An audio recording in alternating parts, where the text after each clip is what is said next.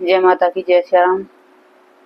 वो एक बच्चा कह रहा था कि माँ, पंचमुखी हनुमान जी की साधना बताओ, कवच बताओ। बेटा क्या होता है, देखो जो ये पंचमुखी हनुमान जी की साधना होती है, ये तब करी जाती है जब भयंकर विपदा पड़ जाए इंसान पे। क्योंकि पंचमुखी हनुमान जी को जगाना एक अपनी जान जोखिम में डालना है। ठीक है, जो किसी पे कोई कष्ट नहीं है वो करने लगेगा तो उसको कष्ट और बढ़ने लगेंगे। क्योंकि ये बहुत भयंकर रूप है। इसमें देखो तुम 5 मुख हैं, शेर का भी है इसमें। ठीक है, मतलब कि पंचमुखी जो रूप है हनुमान जी ने कब लिया था, तो जब राम और लक्ष्मण को रावण उठा के ले गया था पाताल में, तो तभी ने ये वहां से उनको लेने गए थे राम को और लक्ष्मण जी को। तो इनको कहा था कि जो ये पाताल में गए तो ये जो दिया लगा है, पंचमुखी दिया लगा था वहां पे, कि जो तू इसको एक ही फूंक में बुझा देगा तो तू इनको ले जा सकता है यहाँ से। तो हनुमान जी ने क्या करा था, पंचमुखी रूप उस समय धारण करा था। तो 5 मुंह से उनमें एक सारी मुंह में फूंक मारी थी। ठीक है ना, तो ये रूप बाबा ने वहां पे धारण करा था जब विपता पड़ी थी राम पे और लक्ष्मण पे। तो देखो इसको नॉर्मल या वैसा नहीं करना चाहिए, वैसे तो ये फोन पे बताना नहीं चाहिए, लेकिन मैं बता रही हूँ। तो जो बच्चे करो ना, तो इसे गुरु से मिलके या किसी हनुमान जी के भगत से मिलकर तभी इसको साधना को करना तुम पंचमुखी हनुमान जी की। नहीं तो वैसे नहीं करना। वैसे तो देखो पंचमुखी है जो घर में भी इनकी पूजा नहीं, मतलब जो नॉर्मल है उनको नहीं करनी चाहिए। अपने स्वरूप जो बाबा का बाल रूप है, बालाजी है या हनुमान जी है, उसी रूप में इनकी करनी चाहिए पंचमुखी। तो इसमें कष्ट भी बहुत आते हैं और कष्ट कटते भी बहुत हैं। देखो मैं उस बच्चे ने पूछ है, फिर कह देगा कि माँ सबके कहने से वीडियो बनाती है, मेरे कहने से बना नहीं रही है। तो इसलिए मुझे बनाना पड़ता है कि ताकि बच्चों के मन में कोई भेदभाव ना आए कि माँ हमसे कोई भेदभाव करती है। तो मैं सबके बच्चों के कहने से वीडियो बना देती हूँ, लेकिन मैं तुम्हें समझाती हूँ। जो वीडियो में कुछ करने लायक होता तो मैं तुम्हें बता देती हूँ कर लो, लेकिन उसने साधना पूछी है तो मैं तुम्हें इसका सारा समझाऊंगी। फिर सोच समझ के करना इस चीज को, ठीक है ना, कभी फिर बाद में परेशान हो जाओ। तो बेटा पंचमुखी जो रूप है और उसकी बाबा की साधना करते हैं पंचमुखी रूप की, तो उसमें गुरु का होना अनिवार्य है और या फिर किसी भगत का तुम्हारे जीवन में होना जरूरी है। इसे फोन से देख के या वैसे हमारे कहने से किसी और के कहने से साधना मत उठाइयो कोई भी, ठीक है ना। ये मैं तुम्हें बता देती हूँ किस लिए करी जाती है, क्यों करी जाती है, क्या इससे फायदे है, क्या इससे नुकसान है। तो पंचमुखी कवच भी होता है किसी पे मारण क्रिया कर रखी हो, ठीक है, किसी के पुतले दे रखे हो, किसी को वशीकरण कर रखा हो, मतलब चाहे किसी का केस मुकदमे चल रहे हो, कुछ भी हो, बड़े सा बड़ा विपता, मतलब जिस विपता को कहते हैं कि इतनी विपता है कि सहन नहीं कर पाते हो, उस विपता के दौरान पंचमुखी हनुमान जी के रूप का आह्वान करे जाता है, पूजा करी जाती है, साधना करी जाती है। तो बेटा ये देखो विपता पढ़ने पे ही करी जाती है, ज्यादातर ये भक्तों के साथ में रहकर या अपने गुरु के साथ में रहकर करनी चाहिए। बच्चों को अपनी मर्जी से नहीं करनी चाहिए, फोन से उठाकर नहीं करनी चाहिए, ठीक है। तो भाई इसमें क्या होता है, इसकी 11 दिन की साधना होती है, 41 दिन की भी होती है। इसमें घर पे जब करते हैं तो 5 बत्तियों का दिया लगता है घर पे। पंचमुखी हनुमान जी के रूप की पूजा होती है, उसमें पंचमुखी हनुमान जी की पूजा होगी। पंचमुखी 5 बत्ती का दिया लगेगा उसमें, 5 बत्ती वाला। 4 बत्ती तो ऐसे हो जाएगी, एक बत्ती उसके बीच में गोल वाली हो जाएगी। तो 5 बत्ती का इस तरीके से दिया बनेगा, ठीक है। घी का भी लगा सकते हैं, तेल का भी लगा सकते हैं। तेल का शत्रु को मारने के लिए, मतलब शत्रु से बचने के लिए, जो विपता घनी भारी है तब बता रही हूँ, तब करना है। कभी कोई कर लग जाओ फिर मेरे को कहो बाद में, ठीक है। मैं इसकी जिम्मेवार नहीं हूँ, मैं पहले बोल रही हूँ तुम्हें। तुमने पूछा है तो मैं सिर्फ बताने की जिम्मेवार हूँ, मैं करने को नहीं कह रही हूँ तुम्हें, बस सिर्फ बता रही हूँ, समझा रही हूँ। तो बेटा इसमें पंचमुखी तो दिया लगता है पंचमुखी रूप का ही, और पंचमुखी कवच होता है इसमें सुबह 4 बजे। जो पंचमुखी रूप की तुम पूजा करोगे ना, संकट है विपता भारी है, ये नहीं कि तुम किसी टाइम पूजा कर लोगे। इसका नियम है सुबह 4 बजे उठकर पूजा करनी होगी इनकी, ठीक है। और सुबह जो पंचमुखी हनुमान जी उनका मंत्र, उनका कवच, ठीक है। और सुबह के 4 बजे उठ के पूजा करनी है इनकी। सुबह ही इनको भोग देना है अंगारी पे, ठीक है। इनका भोग लड्डू लगाओगे तो 5 लड्डू का लगेगा, लौंग लगाओगे तो 5 लौंग का लगेगा, पंचमेवा लगाओगे तो पंचमेवा का लगेगा, ठीक है। और जो वे लगाओगे तुम लड्डू 5, तो उन 5 लड्डू में तुम्हें क्या करना है, मतलब उसमें क्या करना होता है, 5 पान के पत्ते लेने होते हैं। 5 पान के पत्ते लेकर उन पान के पत्तों पे एक एक लड्डू रखे जाता है, तब ये बाबा के आगे लगाए जाते हैं। पंचमुखी रूप की पूजा इस तरीके से होती है। और उन पे सारे पे 5 लड्डू पे एक एक लौंग लगाई जाती है, एक एक इलायची रखी जाती है, ठीक है, वो पान के पत्ते पे ही, ठीक है। और इस पे इस तरीके से तुम बैठोगे, फिर वहां पे पूजा करोगे अपनी। जैसे कि शुरुआत में भाई तुमने संकल्प लिया कि 11 दिन की हम साधना करेंगे पंचमुखी रूप की, हमारे को ये विपदा पड़ी है कि हमारे पे किसी ने मारण क्रिया करी है, या हम पर किसी ने मतलब वशीकरण किया है, या किसी ने हमारे को मतलब हर तरीके से आप बोल लोगे तो ये हम संकल्प ले रहे हैं 11 दिन का, अपना नाम जगह गोत्र बोल के, ठीक है।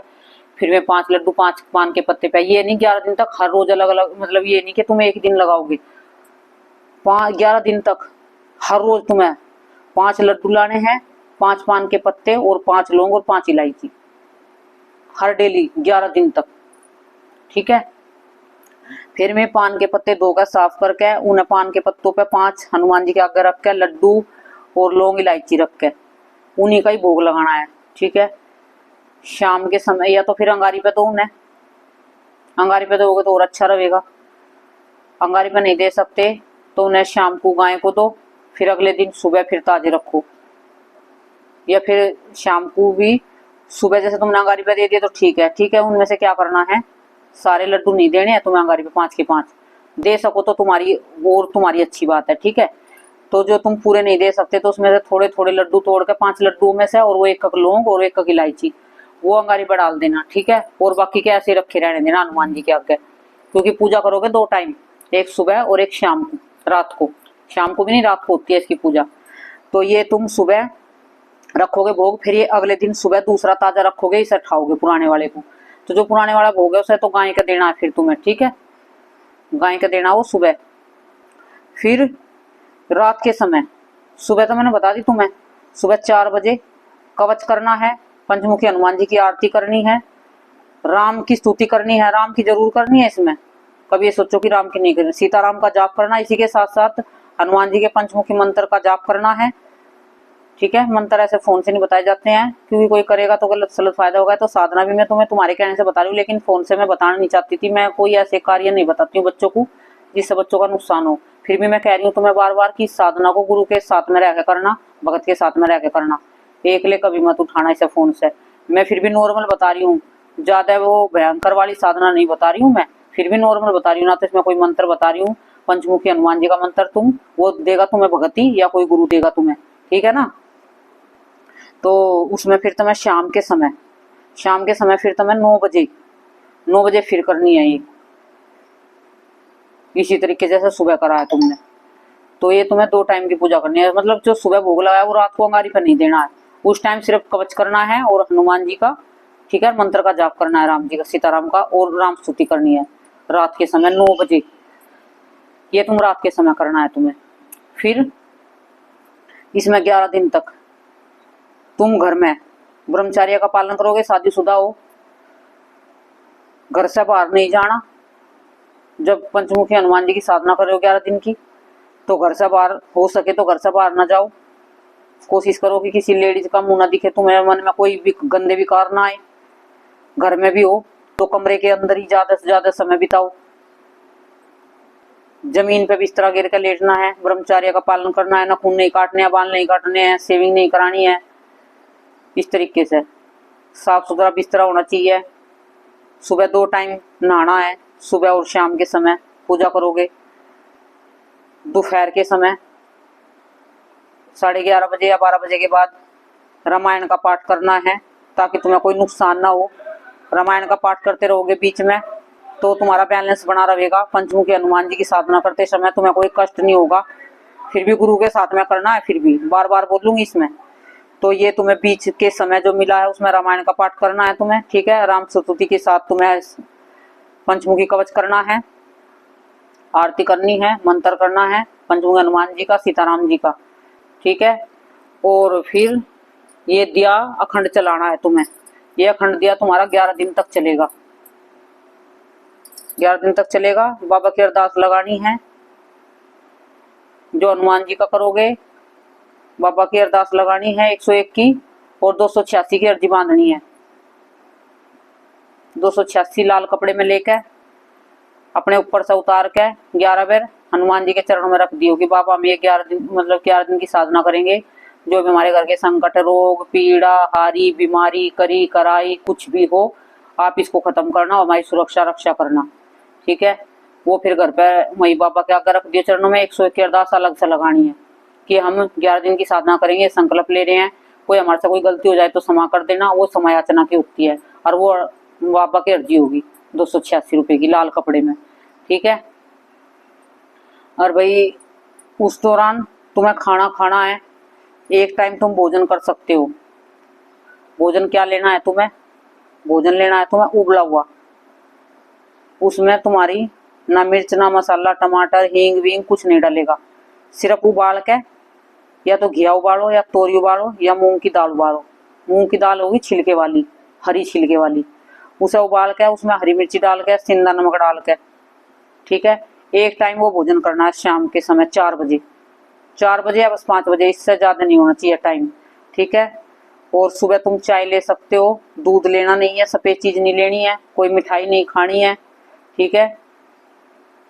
और बाबा के पंचमुखी के बीच में केले का भोग लगाओ, सेब का भोग लगाओ।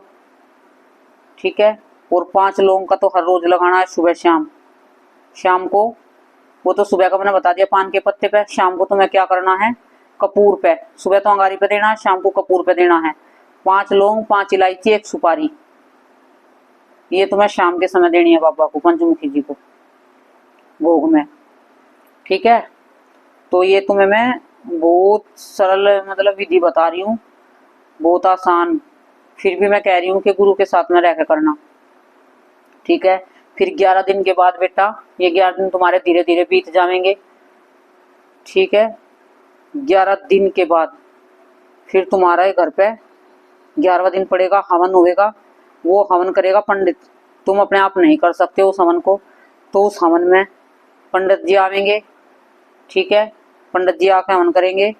जो तुमने 11 दिन तक बाबा का एक कवच पढ़ा है, पंचमुखी कवच, इसी कवच से वो 11 बार पंचमुखी हनुमान जी के मंत्र से और इनसे 11 बार हवन करेगा पंडित जी। ठीक है। उसके बाद संकट कट जाते हैं, जो बच्चों की विपदा भारी होती है कुछ, फिर बालाजी जाना होता है बाद में। तो ये 11वें दिन फिर पंडित जी हवन करेगा। उस दिन बाबा के हलवे, खीर और पूरी का भोग लगेगा, छोले की सब्जी। तो ये सारी चीज बना के, हलवा आवश्यक मत बनाओ, खीर और पूरी सब्जी बना लो, वो भोग में लगानी है बाबा के लास्ट में 11वें दिन। ठीक है। पंडित को भोजन कराना है करेगा तो पंडित। उसके बाद फिर तुम्हें अपना, जब तक बालाजी नहीं जाते, नियम पालन रखना पड़ेगा तुम्हें। सफेद चीज का खाने का बंद रहेगा तुम्हारा। और फिर जब तुम बालाजी चले जाते हो, पंचमुखी हनुमान जी 3 पहाड़ पे पंचमुखी हनुमान जी हैं। ठीक है। वो जो तुमने 286 रुपए की अर्जी बांध दी है, वो 3 पहाड़ पे जो हनुमान जी हैं बालाजी में, तो वहां पे लगेगी वो तुम्हारी। और जो 101 चढ़ाए हैं वे तुम नीचे राम दरबार में चढ़ाओगे। ठीक है।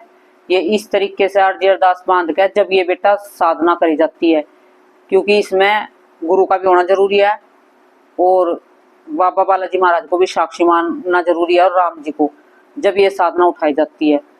ठीक है। और उसके दौरान जैसे तुम्हारे घर में लेडीज है अशुद्धि में, उसके हाथ का नहीं खाना है, अपने आप भोजन अपना बना के खुद खाना है। और जो तुम, वो मैंने सब्जी तो बता दी है तुम्हें, जैसे रोटी खाओगे वो रोटी तुम्हें सूखी खानी है, मतलब घी में नहीं चुपड़नी है तुम्हें, सूखी रोटी खानी है। ठीक है। और वो इस तरीके से 11 दिन तक खानी है। उसका समय बेटा 4 या 5 बजे तक ही रहेगा। ठीक है। खाना उसके बाद लेट खाना नहीं खाना है इसमें। ये साधना होती है बहुत, मतलब थोड़ी सी सख्त होती है, लेकिन संकट बहुत जल्दी कट जाते हैं इससे। हारी बीमारी होती है किसी को ज्यादा ही, तो वो भी कट जाती है। इसके मंत्र होते हैं बहुत सारे, पंचमुखी हनुमान जी के बड़े बड़े मंत्र हैं। वे मंत्र कोई तुम्हें गुरु या भगत देगा तो तुम उन्हें कर सकते हो, वो भी सीताराम के जाप के साथ। खाली मंत्र नहीं करना है, पहले सीताराम का जाप करना है, तब मंत्र करना है, क्योंकि ये साधना किसी के साथ में करी जाएगी, इसलिए मैं मंत्र फोन से नहीं बता रही हूँ। तो मंत्र भी वही देगा तुम्हें जो तुम्हें साधना बताएगा, मतलब जो साधना कराएगा। बता तो मैंने दी, तुम पूछ रहे थे भाई तुम्हारे मन में रहोगी पता नहीं क्यों नहीं बता रही है माँ, कि पता है कि नहीं पता है माँ को। तो इसलिए बेटा देखो मेरे को पता है, फिर भी मैंने नॉर्मल मोटी मोटी बातें तुम्हें बता दी हैं। जो इसमें मतलब बहुत ज्यादा पंचमुखी हनुमान जी की जो पूजा होती है वो गुरु के साथ में होती है। घर में भी पंचमुखी रूप जो रखे जाता है वो भी किसी से भगत के जरिए या किसी वैसे रखे जाता है, और जो रखे भी जाता है ऐसे दक्षिण दिशा की ओर मुंह करके लगाओ इसको, ठीक है ना। इसमें जो अलग अलग होती हैं, इसमें जो भगवान जी या हनुमान जी हैं तो वे दिशा बदलते रहते हैं और हर तरीके का संकट, रोग, हरी बीमारी, सब कष्टों को दूर करते रहते हैं। पंचमुखी 11 मुखी हनुमान जी भी होते हैं रूप, उनकी भी पूजा, उनकी भी साधना बड़ी भयंकर होती है। तो बेटा जो ये पंचमुखी है देखो, उनका तो मुझे ये पता है कि मैं बालाजी में जाती हूँ, तो बालाजी में वहां पे करते हैं कराते हैं, तो उनका तो जिसका मुझे पता उसका ही तो बताऊंगी, जिसका मुझे नहीं पता उसका मैं नहीं बता सकती। तो इनका मैंने बताया है।